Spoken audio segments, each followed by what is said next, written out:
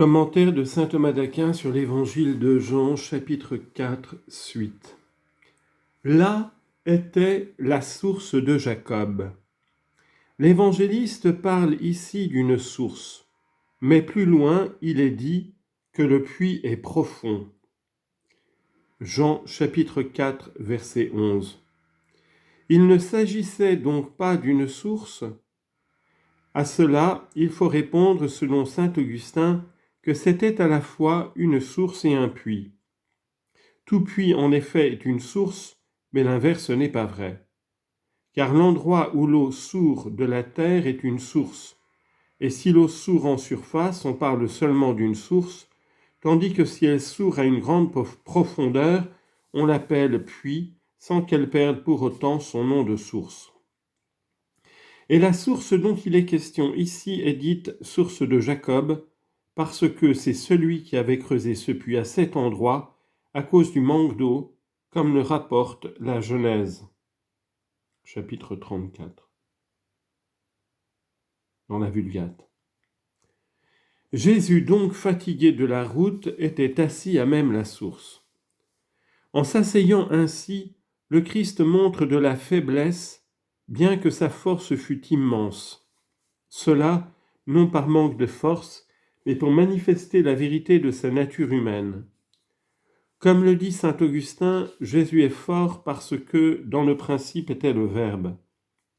Jean chapitre 1, verset 1. Mais il est faible parce que le Verbe s'est fait chair. Jean 1, 14.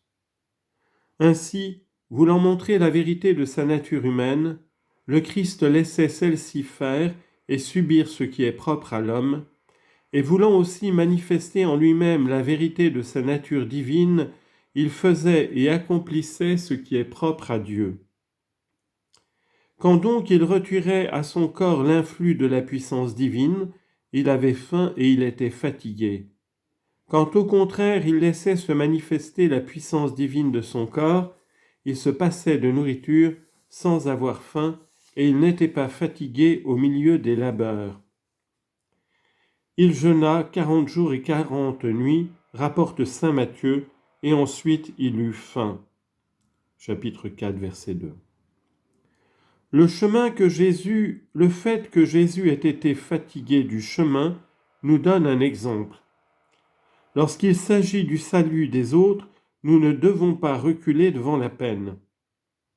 Je suis pauvre, dit le psalmiste, et je peine depuis ma jeunesse. Psaume 87, verset 16.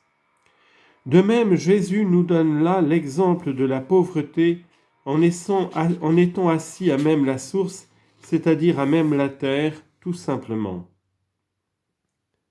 Le fait que le Christ soit assis a également une signification mystique. Il signifie d'une part l'humilité de sa passion, tu sais quand je m'assieds, c'est-à-dire tu connais ma passion, et quand je me relève, c'est-à-dire tu connais ma résurrection, confère Psaume 138, verset 2. D'autre part, son autorité de docteur, car il parlait comme ayant autorité. Matthieu chapitre 7, verset 29, Marc chapitre 1, verset 22.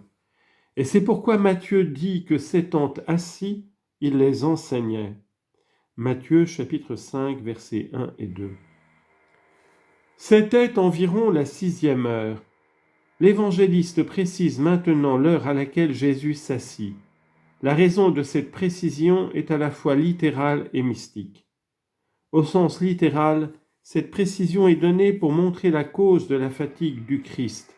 En effet, en pleine chaleur et à la 6e heure du jour, les hommes sont davantage fatigués par leur labeur.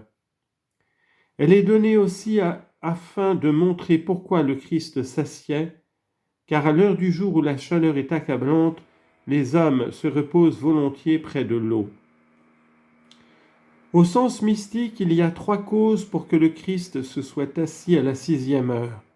L'une est que le Christ est venu dans le monde, Jean 18, 37, en prenant notre chair au 6e âge du monde. La seconde est que l'homme fut créé le 6e jour et que le Christ fut conçu au 6e mois de la conception de Jean-Baptiste. La troisième est que, à la 6e heure du jour, le soleil est au zénith et qu'il ne lui reste plus qu'à décliner.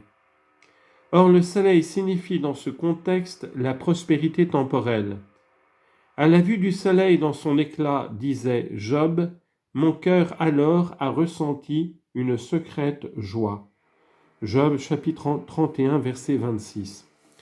Ainsi le Christ est venu quand la prospérité du monde était à son sommet, c'est-à-dire quand l'amour du monde florissait dans le cœur des hommes. Mais grâce à la présence du Christ, cet amour devait décliner dans le cœur des hommes.